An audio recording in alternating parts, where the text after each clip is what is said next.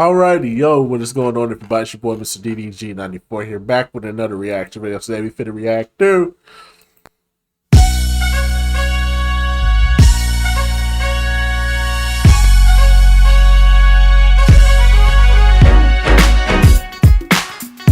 I ain't gonna lie to you. I ain't gonna even lie to you. Hey, Big Time Rush was one of Nickelodeon's best shows post iCarly. I ain't gonna hold you, bro. Nickelodeon was in their bag with Big Time Rush. I ain't gonna hold you, bro. My sister had Big Time Rush. I ain't gonna lie to you. I wasn't fucking with their music, but the TV show, I ain't gonna even hold you, bro. I ain't gonna even hold you, bro. I ain't gonna even hold you, bro. I ain't gonna even hold you, bro. Yes, sir.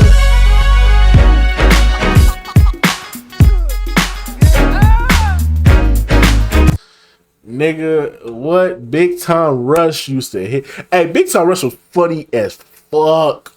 This was one of the few shows I used to laugh my ass off at, bro. Oh my god, bro. I'll be up there with my sister, be like, hey, little one, what you watching there? Watching you some Big Time Rush, man. If I watch it with you, I'm sitting there watching with her, I'll be like, I ain't gonna lie. This shit funny.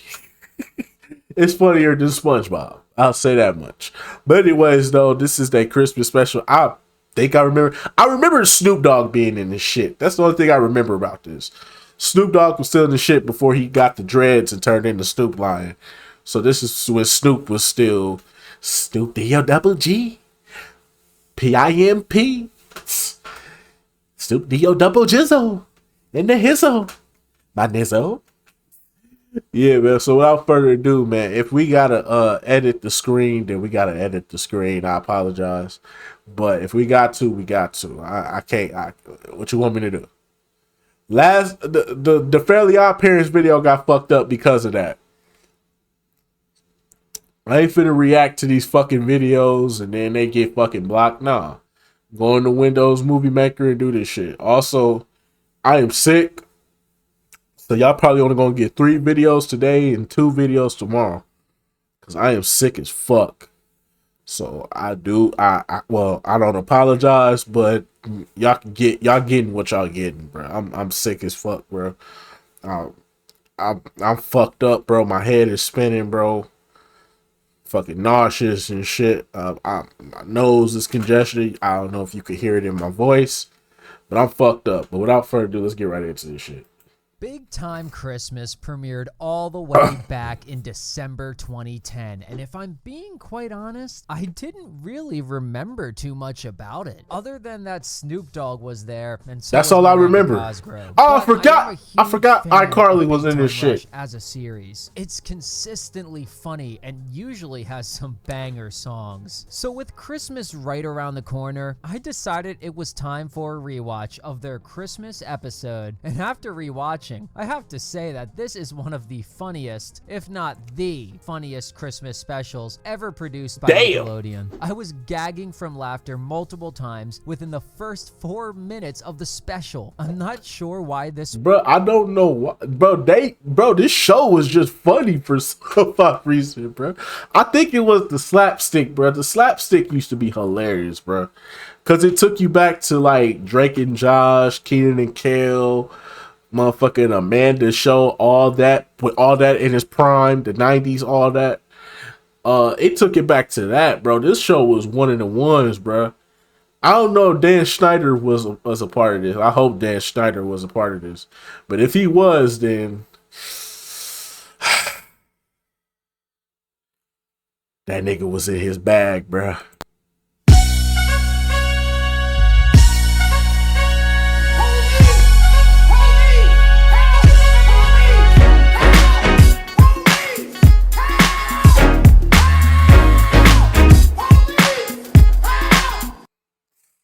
That nigga was in his bag, bruh.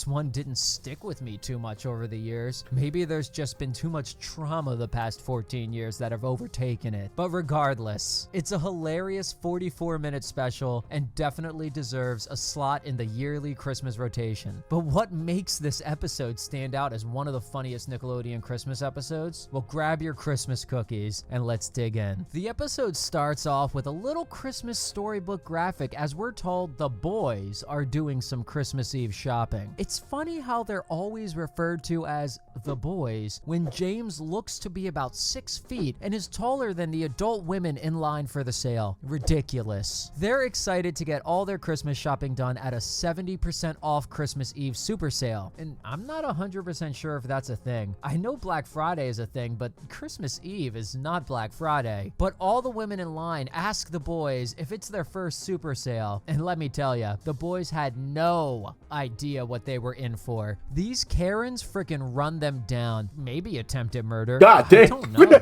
Hey, yo. This looks like a scene Hey, out of yo. Cobra Kai, even Mean Girls. I can't believe it. The boys manage to flee. Hey, and yo, what escape the store fuck? with lots of great savings, but they're a little unsure about what they even bought. And someone points out, wait, Logan is missing, and we see that another shopper has actually bought him. Human trafficking is no joke, Nickelodeon. No. Hey, yo, what the fuck? And yes, this is what I'm talking about. Instead of at the beginning, sorry for that, they sing ho ho ho oh, which is ridiculous. Hey, yo, what the And then fuck? you get the normal banger intro song we know and love, but with some little Christmas jingle bells thrown in the background. I'm loving it. Someone get me the mistletoe so I can give this special a big kiss already. After the theme song, Logan gives some canned ham to Camille, his girlfriend, who is played by Erin Sanders, who some of you may know as Quinn from Zoe 101. Also, did they just steal the shopping cart from the store? I don't think that was on sale, and I don't. Man, everybody take the shopping cart. You must not be from the hood, bro. Everybody take the goddamn shopping cart. I can't tell you how many fucking shopping carts be just randomly around the hood from the dollar store, bro. They ain't never got the shopping carts in there because they spread all around the fucking neighborhood because of goddamn crackheads. Crackheads will run up in there and steal them carts in a heartbeat, bro. So why they gotta put them poles and them things on them so that way when they go out the door, they just stop. I don't know why they stopped doing that shit. Because some fucking old ass ladies get mad and shit. The thing stop. How am I supposed to get these groceries in this car? I can't pick up all these groceries. Well, shit, you should have came to the store by yourself, dumb bitch. That's why I keep saying, bro, y'all gotta get y'all aunties and y'all grandmas. Stop messing with people at these retail stores. They don't get paid enough to be dealing with your auntie and your grandma. Your auntie and your grandma can get stumped the fuck out on some Waffle House shit, for real. We don't get no fucks. Please get Mima and auntie up out of here, bruh. God damn, bruh. Nobody got time for their ignorant ass. Don't think they paid for it. Kendall gives a baby's first photo frame to his girlfriend, and damn, canned ham and a baby photo frame. These gifts are whack, and these girlfriends are chill as hell for accepting them. I'd be in. Hey, that canned ham gonna come in handy though. That canned ham be hidden though, bruh. You put the right seasoning in it, you know. So you put the right seasoning in it, put the pineapples on that shit, bro. That canned ham be hidden, boy. What you talking about? That canned ham be hidden, boy. That shit be hidden, bro. You don't know about that canned ham, boy. You don't know, boy. You don't come from the struggle like I do, boy. In a lot of trouble with my girlfriend if that's what I showed up with on Christmas. Joe deserves better. Joe is Kendall's girlfriend. Jet Stenson then pops up, the co-star of Kendall's girlfriend, Joe, and he gives her an eye slab, which is wrapped virtually, and he swipes to remove the wrapping paper, and that's funny as hell. I love it. It's also preloaded with pictures of them together, which is hilarious on so many levels. Yo. Presenting that in front of Kendall, Joe and him are essentially just Me co-workers. personally, That's crazy. I wouldn't Kendall take this says, level of "Wrong move, disrespect." buddy. I have 3 friends who play hockey. Don't be giving my girl an eye slab. rehab, and the boys carry his ass off to the streets for a beatdown that I'm quite frankly pissed isn't shown on screen. Kendall and Joe kiss under the mistletoe, and then Carlos uses the same mistletoe to get some Fight back, nigga! Finally, James ends up with the mistletoe in an elevator full of female predators who are presumably about to all assault him. Think about it. That's a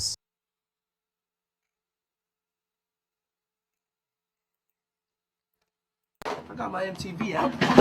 Savage! I'm a savage! Oh! I'm a savage! Whatever I want, I'm going to get! Whatever I want, I have to get!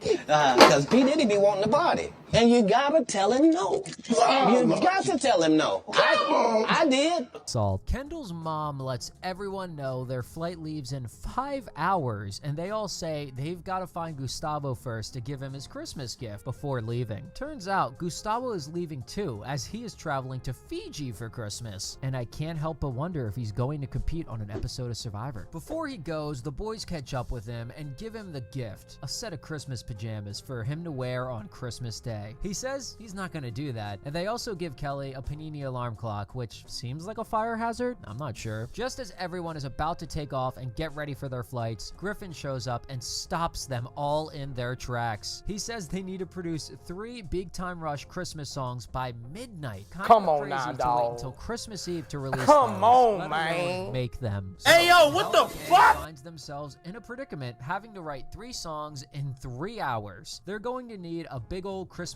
miracle for that one. Back at the Palm Woods, Katie complains to Mr. Bitters, the manager at the front desk, that there's not enough Christmas cheer and there should be at least a big Christmas tree in the lobby. The manager is played by David Anthony Higgins, aka Craig from Malcolm in the Middle, which I also totally didn't realize as a kid. At the studio, Gustavo is struggling to come up with inspiration for a Christmas song, and the boys suggest maybe getting into the holiday spirit would help. They told Gustavo the best way is to put on their Christmas jammies, and this triggers him. He screams, "No!" The boys then suggest maybe decorating the studio. Party, And no, ain't no Gustavo party like a freaks Diddy out and party, so. screams, Yeah, let's that's waste what's a up. few more hours going around town buying Yes, sir. decorations. And honestly, he's got a point. We're on a time crunch here, boys. So since that would take just too many hours, the boys say they'll just borrow some decorations from around the office. And then it breaks into a musical number, and Kendall is straight up singing into the camera. It's hilarious. They're dancing with Santa. It's catchy, and to be honest, I'm into it. And just like that, one song is down out of 3. So were they recording a music video, or were they actually trying to get decorations?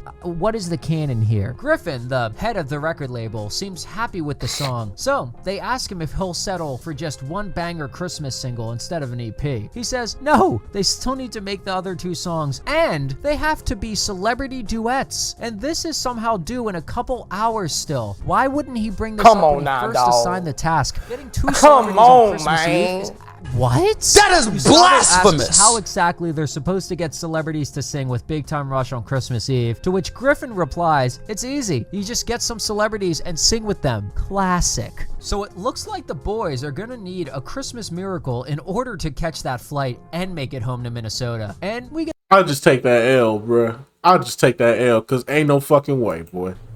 Hey, boy, ain't no fucking way, boy. Boy, ain't no way, boy. Boy, ain't no way, boy. Cracker ass cracker. a weird transition with the storybook reminding us of this. Luckily, Kelly pushes everyone's flight back 4 hours, so they have some time to hassle celebrities and look for someone to duet with. And when the TV is turned on, they see that Miranda Cosgrove is right in town doing a live Christmas special in LA, featuring celebrity duets. How convenient. At the Palm Woods, Katie complains to her mom that Mr. Bitters has no holiday spirit, and her mom tells her that some people just don't like Christmas. Katie wonders how anyone could not like Christmas when she sees Mr. Bitters by himself at the pool eating lunch all alone. A tale as old as time. The gang shows up at Miranda Cosgrove's live Christmas event, but there's no entry if you're not on the list. They try getting in with Gustavo dressed up as Santa Claus and everyone else as elves, but they're promptly tossed out. They try again with a giant Christmas package they're all hiding inside of, and they're tossed out again. Then they try dressing as Germans? Suddenly, the security guy starts choking on his sandwich, and Gustavo announces it's a Christmas miracle as they all run past him. That's really freaking hilarious, and I wish they had the balls to stick with this trope and the scene just end there. But of course, they go back and save him from choking, and as a reward for saving his life, he decides to let them into the event. Back at the Palmwoods, Katie gives Mr. Bitters their Christmas tree since they can't take it with them to Minnesota, and she wants to give him some Christmas cheer. He says he doesn't want it and throws it in the trash and says she can make his Christmas better by getting on her flight and leaving. Roasted. But then once she leaves, he takes the tree out of the trash can and hums a little Christmas song to himself. Heartbreaking, I must say. Katie sees this and realizes Bitters is all alone. She finds her mom and says, "We're lucky to have each other on Christmas, aren't we?" The mom says, "Yes, sweetie, family is what it's all about on the holidays," and then tells her to go put all her clothes on so they can save money on the flight and not pay for carry-ons. Which honestly, relatable, man. We cut back to the Miranda Cosgrove Christmas special, and I just realized it's kind of interesting she's not Carly in this appearance. Like when she guest stars on Victorious, she's Carly, and they're all aware of iCarly. But here she's just Miranda. What is Miranda even famous for in this universe? Is it for playing Megan on Drake and Josh? Is it for playing Carly on iCarly? Do the other Nickelodeon shows canonically exist in the world of Big Time Rush? What's going on here? Miranda is set to appear next with Dreamboat Fabio. And what a random guest star to be in this. I know he's been in Big Time Rush once before, but do kids even really know who he is at this point? No. I'm not sure. So the boys end up making a plan that if Fabio can't appear for the next segment, then they'll be able to jump in as heroes to replace him. They find some teddy bear suits to put on and sneak into Fabio's dressing room. And it's crazy how the Big Time Rush fellas have no qualms about assaulting people if they have to, and like the show does not frame it as a bad thing at all. It doesn't frame it in a bad way. They do violence constantly and get away with it. They're gonna rough some people up if they have to, and I'm sorry, that's just how it goes. They're still hockey players at heart, and I love that. So they kidnap Fabio and take him to Miranda's dressing room accidentally. She walks in and they're immediately busted, but Kendall asks her if she believes in Christmas miracles. Cut to another weird ass storybook transition. I guess it was for every commercial break, but I don't really like them. Miranda's manager wants to call the cops on the boys for their attempted kidnapping of Fabio, but Miranda says, "Wait, they're pretty cute though." Girl. Fabio also vouches for the boys, saying they did give him some taste. Hey, yo, what the fuck? Watch for his time in captivity, which is kind of goddamn hilarious. So Miranda decides to perform with the boys and incorporate them into the sketch with Fabio, where he delivers the pizza, and I think it's a joke about pornos always starting with pizza delivery. And then the boys show up and their iconic banger duet with Miranda starts. The unforgettable cover of All I Want for Christmas Is You. They keep this shit bumping at Wawa all December long, and for good reason, let me tell ya, certified bop. And if you don't know what a Wawa is, I feel sorry for you. They don't play this at Walmart like that, bro. They play the fucking Mariah Carey one. All I want for Christmas is you. They play the fucking iCarly, the Mariah Carey one. They don't play no goddamn Big Time Rush one. You think they gonna play the Big Time Rush one when they know Mariah Carey is out here torturing our ears as we shop? No offense to Mariah Carey, but every time around Christmas time, this is when the torture starts. Because, you know, they got them Christmas songs on fucking repeat. And you just sitting up there.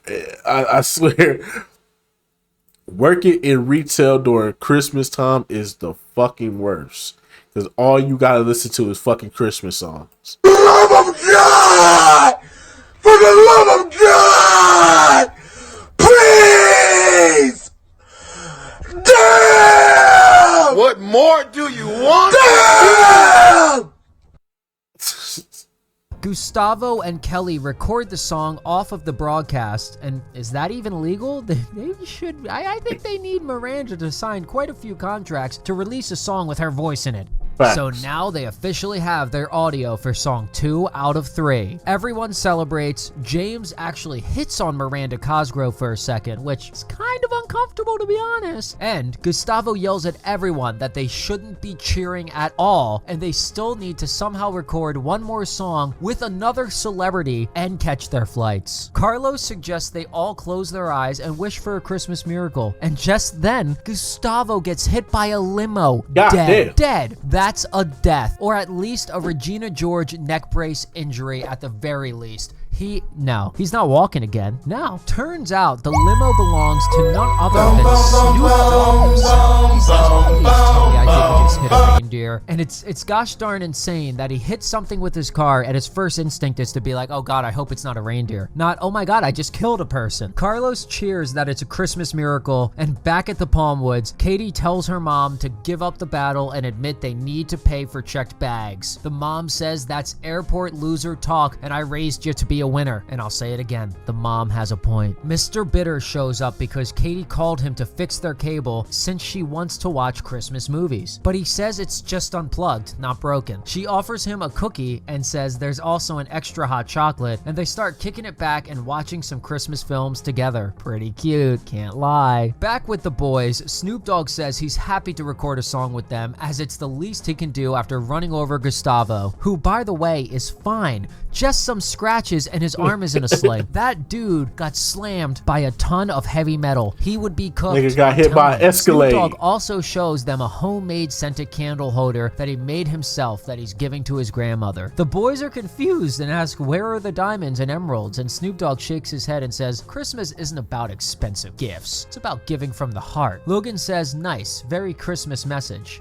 And Gustavo says if only we could make a song about that. So they all start rapping with Snoop Dogg and it turns into a 12 Days of Christmas cover. They tried to use this song as their last song, but Griffin actually says Justin Bieber just released 50 Days of Christmas with 50 Cent and it's over 8 hours long. Come and it's on a now, masterpiece. dawg. So he rejects the song. Come back to the on, drawing man. board. Snoop apologizes but says he's gotta bounce and get to his grandma's house because he has to be there in 15 minutes. Snoop, you should have left already. LA traffic is cooking, man. Christmas Eve? Forget it. We then get another weird storybook transition commercial break and Gustavo has a full-on tantrum and starts smashing instruments, which Kendall auto-tunes to sound like Alvin and the Chipmunks as everyone chuckles to themselves. He literally has a chainsaw in there. Why would that be in a music studio? They only have 15 minutes and the clock is ticking, so he's wasting valuable time on this freak out, and he's the one who said we shouldn't waste time getting decorations because we're running out of time. Back at the Palm Woods, Mr. Bitters is having an existential crisis after seeing It's a Wonderful Life. He says he wonders what the Palm Woods would be like if he had never been born, as Katie starts to imagine it. And hold up, there is less than 10 minutes left in the runtime of this special, and we're doing this now. Katie imagines the Palm Woods with dance parties in the lobby, and she lets her imagination get the best of her and starts actually dancing in real life. Mr. Bitter says, hey, you were imagining a cooler manager who lets you have dance parties in the lobby. How did he guess all that specifically? Come on now. And he says he can't wait for her to leave the Palm Woods so he can be alone how he likes it, and he angrily storms off. And after all that hard work she put in to bond with him, he gets that angry just that quickly? Come on now. The mom says on the bright side, all the luggage is finally packed, and yeah,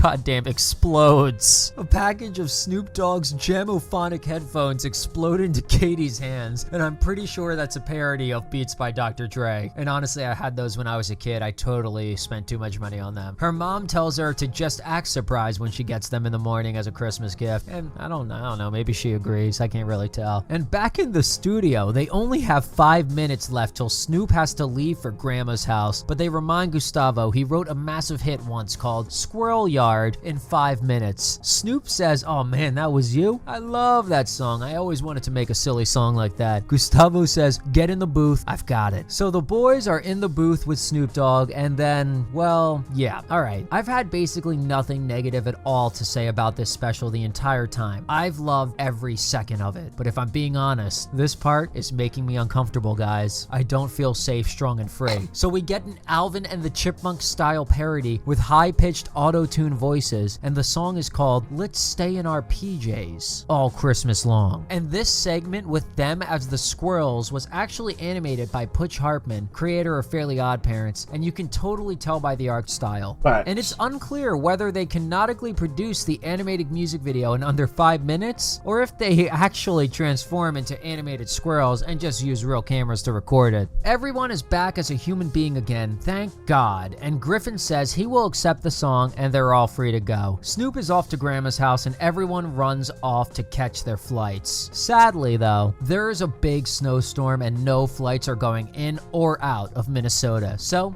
the rush was kind of for nothing anyway, as they are not able to travel home after all. Katie says, well, let's make our own Christmas miracle then. Cut to Christmas morning where Mr. Bitters wakes up and everyone is in their PJs to surprise him and spend Christmas with him. They give him the Rockstar Nutcracker and canned ham and some other junk from the beginning of the episode, and he acts like it's the best stuff ever. He's so happy. Then Katie even gives him her brand new Snoop Dogg headphones, and he is very grateful. Katie, you're better than me. Gustavo shows up and says he missed his flight to Fiji. Of course he did, and says he decided to spend Christmas with them instead. And he even brought caterers, so they all have a giant frickin' Christmas feast and a happy Christmas. Except for the caterer workers, who are stuck working a shift on Christmas for these bozos. And the storybook graphic closes, and the episode comes to an end as the credits start to roll. So overall, what did I think of Big Time Christmas? Well, it had me laughing from start to finish, just like any other episode of Big Time Rush, which is generally a very funny show. The Facts. jokes are so fast-paced and cartoon-like, with constant sound effects and bodies flying everywhere that are simply dummies. It's a riot. If you're looking for a good time and a laugh, this special is going to hit the spot. It's kind of funny the actual plot ended up being pointless, with them racing to produce 3 songs under an impossibly short time crunch, only for their flights to be canceled anyway and for Gustavo to miss his flight. But again, in a show that's so silly and cartoony, that feels kind of on brand that all the mayhem and stress would have been for nothing. So it didn't really bother me. It's about having a silly good time, and that's exactly what I did. I wasn't really on the edge of my seat about whether they'd make it home to Minnesota in time for Christmas, because who really cares? If you care, I'm sorry, alright? I also enjoy the subplot with Kendall's little sister Katie trying to give the grumpy old Mr. Bitters a Merry Christmas. It's a little cliche, sure, but I'm a sucker for those kinds of plots in Christmas specials, so I'll allow it. The songs are pretty good and catchy as always. The most memorable for me is probably their duet with Miranda Cosgrove of All I Want for Christmas Is You. I have that one on repeat every year in December. It's an absolute banger of a cover, and the scene with them in the big staircase and Miranda Cosgrove in the Christmas dress all cemented in my mind for some reason, even to this day. I don't even know why exactly, but when I think of this Christmas special, that is the scene that pops into my head. I of course love seeing Snoop Dogg too. That's dope as hell that he's in this, and the cameo from Fabio is kind of fun as well. I guess my only real critique of this special is that it feels a tiny bit like it could be any other episode of Big Time Rush, rather than feeling like a big event or a TV movie. Because it is an episode of Big Time Rush. What are you talking about? It's another episode of Big Time Rush. It's just Christmas theme. You don't really have to do that much with it, bro. And I think that's probably because, as I said before, the stakes are pretty low in the plot. I mean, compare this plot to something like the Drake and Josh Christmas special, where if they fail to create the best Christmas ever, they'll be going to prison. The stakes are high. It's memorable. It's dramatic. Versus here, they have to make songs fast so they don't miss their flights. But then they miss their flights anyway. Oh no. But it's fine because Merry Christmas. Again, I don't mind the plot being silly and inconsequential. It makes sense for such a lighthearted show, but it does make this Christmas special kind of blend into all the other Big Time Rush episodes, since nothing too major happens. It felt like they were really banking on the celebrity cameos in that sense to make this one feel like a special, I think. But enough of me yapping. What do you guys think of Big Time Christmas? Is this one of your childhood favorites, or do you hardly remember it? And which song? It's not a childhood favorite because I was damn near a fucking adult. but I'm pretty sure for my sisters, they would say this is a childhood favorite because this is their childhood. This ain't my childhood. I just watched it with them because it was Big Time Rush. Big Time Rush was funny, and I was kind of interested because I saw Snoop Dogg in it, and I was like, hold on. There. It's like, hey, little one. What you doing? You watching some Big Time Rush? Mind if I watch it with you? Huh? What if I watch some Big Time Rush with you, little one? Song is your favorite? Hell, which boy is your favorite? Hey yo! All right, on that one, we out, bro. Hey, yo. Everybody know ain't no party like a Diddy party, so. Yeah, that's what's up. Yeah. Yeah, on that note, we out, bro. This thing goes some Diddy shit, bro. Hopefully this don't get blocked. But anyways, let's just go part 2 for this one. I'll see y'all in the next video. Till then, peace out. Hey, yo.